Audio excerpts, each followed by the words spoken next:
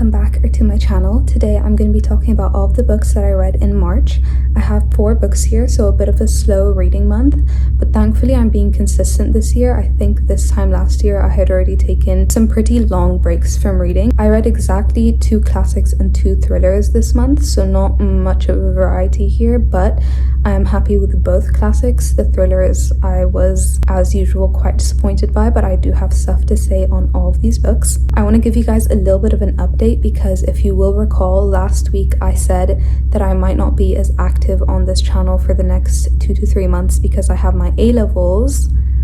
Scrap that. My A-levels just got cancelled. It's a bit awkward. It's a bit of a mess. I am in the Middle East. Some people didn't know this. They thought I was in the UK, which I go to regularly. I go pretty much every year. I've spent some birthdays there and I will be there come September for uni. But A-levels have been officially cancelled. Even the teachers are confused. I'm just hoping that I'm going to be able to graduate. For now, everything is going to be based on, I believe, portfolios, predicted grades, AS, coursework. Thankfully, I'm predicted 3 A stars and I haven't achieved A star, so I am hopefully good in that regard. I do have my IELTS in a few days though, and we are going to be doing assessments pretty much every class, like mocks, because they need the most up-to-date and under exam condition essays to put into our portfolios. So I am still going to be a bit busy, but I'm definitely going to have a lot more freedom and time to work on this channel. I think next week I might actually do my first video essay, which I've been talking about. I'm still uncertain about how exactly I want to structure it and frame it, but I'm going to be testing out some different styles of videos from now on. And if you have any video ideas and things for me to do so I don't get bored in the next 5 to 6 months when I don't have any class, then please let me know. In-person class. I've started playing piano again. I've been going to the gym, I've been reading, I've been writing, and I'm still feeling like I'm going crazy from boredom, especially because a lot of my friends are out of the country right now. They left. Anyway, let's stop with the personal rambling and move on to the books. Of course, before I start, as usual, please make sure to like and subscribe. The first book that I read in March, and this feels like it was so long ago, was Foe by Jane Coetzee. This is quite a niche book. I haven't heard a lot of people talking about it, and it is told in a very different perspective, I would say. I haven't really read anything quite like it. So Foe is a Robinson Crusoe retelling of sorts, and it is about a woman who washes ashore as a castaway on an island, and there is a man named Crusoe with his silent servant Freida. After they end up escaping from the island or getting out of the island, she ends up meeting with an author called Daniel Foe, and he ends up spinning her story into a completely different and unfamiliar narrative. I really like the themes that were explored here, and I honestly read some of the most beautiful quotes that I have ever read in literature. I'm going to read a few of those out to you guys. I think I was able to really appreciate it because I decided to annotate it in depth. I'll do a little flick through at the end if I remember. I think maybe it did pull me out of the book a bit, or otherwise the writing does become slightly repetitive and a tad bit exhausting. I can see how that can be slightly purposeful, especially because I don't think we're really meant to like the main character or narrator. I definitely didn't. But like I said, some really beautiful and deep themes explored here. The symbolism is very, very good. I thought the ending was a tad ambiguous or confusing, but definitely worth it. In a world of chance, is there a better and a worse? We yield to a stranger's embrace or give ourselves to the waves. For the blink of an island, our vigilance relaxes. We are asleep, and when we wake, we have lost the direction of our lives. What are these blinks of an eyelid against which the only defense is an eternal and inhumane wakefulness? Might they not be the cracks and chinks through which another voice and other voices speak in our lives? By what right do we close our ears to them? The question echoed in my head without an answer. I feel as we feel towards the home we are born in. All the nooks and crannies, all the odd hidden corners of the garden have an air of familiarity, as if in a forgotten childhood I here played games of hide and seek. This one was a bit funny.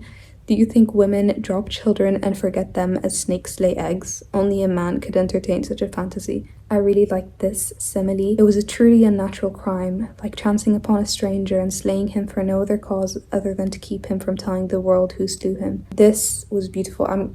I need to stop myself from reading out every quote here because it is gorgeous and definitely underrated. Oh my gosh. The tongue is like the heart in that way, is it not? Save that we do not die when a knife pierces the tongue. To what degree we may say the tongue belongs to the world of play, whereas the heart belongs to the world of earnest.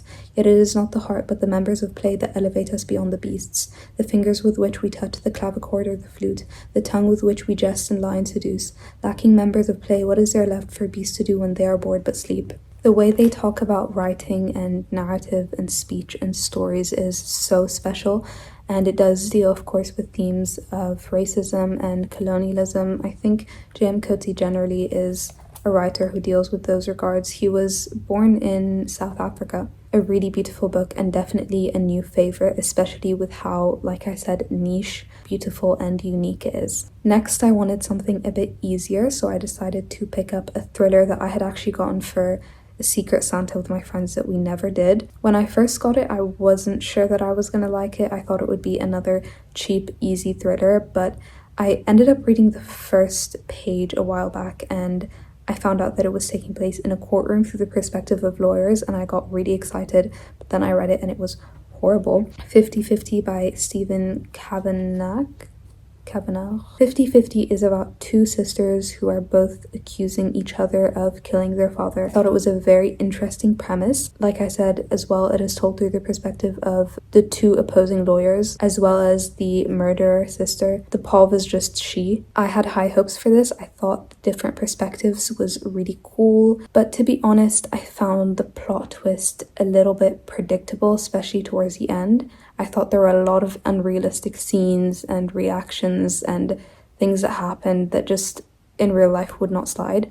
I also felt like a lot of the storylines and plot lines were a bit tropey and animated, and I felt very purposefully curated for a certain audience or for readers to like swoon over. Slight spoiler if you've read other Steve Cavanagh books. There is a character death in here, and this character has appeared in previous novels because this is like an Agatha Christie kind of series where it's one detective or lawyer. A character dies who has appeared in other novels, and I saw a lot of people in reviews complaining that the main character's reaction was very lackluster and unrealistic for how important this character was for him. Even though I hadn't read the other books, even I felt like his reaction was very strange. Not a good book, 1 star.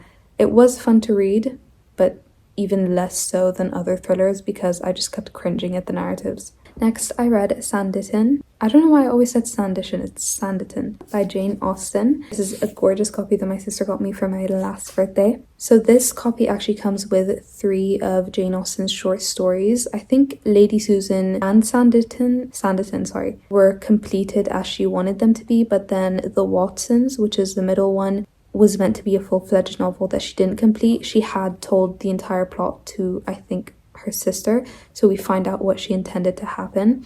I actually liked Sanditon the least of these 3. Lady Susan I shockingly very enjoyed. It's an epistolary little short stories told through a series of letters told by different characters. It is about this woman who is very gorgeous, and she goes to live with her brother and sister-in-law and their children. She's left her daughter at a boarding school, I believe, and she wreaks havoc, so to say. If you know me and if you've watched my videos in the past, you'll know I do not like Jane Austen's writing, but I actually really liked it for some reason. I was fascinated. I thought it was easy and I thought it was a good ending, if slightly abrupt. Of course, not the greatest thing I've read. The Watsons, similarly, I actually found myself enjoying. It felt like something from Little Women. I can't say how it's that much different from the Persuasion narrative, but there was less, in my opinion, completely boring characters and completely boring and useless scenes. Sometimes it does it for me, sometimes it just doesn't.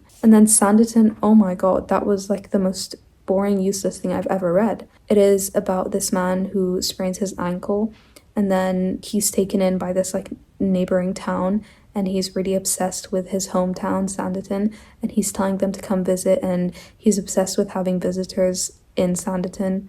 Genuinely, it was a waste of time. If you can find Lady Susan or The Watsons alone, then I would recommend those. And then the final book that I read in March was The Inmate by Freida McFadden. Yes, I was influenced, but I did read The Housemaid, the entire series, And as much as, of course, the writing wasn't top-notch, I actually found the plot very interesting. The plot twists were very jaw-dropping. Freida McFadden is definitely not scared to go crazy with her plots and characters. Like I said, not top-notch writing, but I was hopeful that The Inmate would be similarly hooking me and keeping me hooked and wanting me to know what happened and then giving me an insane plot twist, and unfortunately did not do that. So The Inmate is about this woman who's going to work in a prison as a nurse, and she has a secret, which is that she knows one of the men in this prison. In fact, she put him there. I mean, come on, this is the most unrealistic thing I've ever read.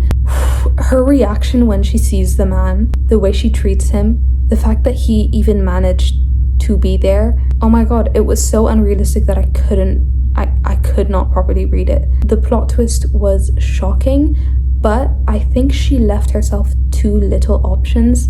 She let us consider all of the options, so the eventual reveal was like, oh, I did consider that. I didn't predict everything, and of course she had her iconic last little epilogue page plot twist reveal, but I also feel like the plot twist was revealed way too late. Basically 90% of the novel was just a stretch and suspense and anticipation, and it really didn't feel worth it for the plot twist. I wouldn't recommend, especially for how pricey her books are now. And that is it for today's video. I really hope you guys enjoyed. Sorry that this was a little bit on the short side. Actually, I always say this and then I end up cutting it out when I'm editing because the video actually turns out to be a perfectly fine length.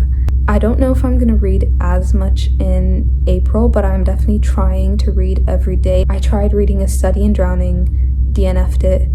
I started The Goldfinch and saw that it was nearly 1,000 pages and that the chapters start on the same page.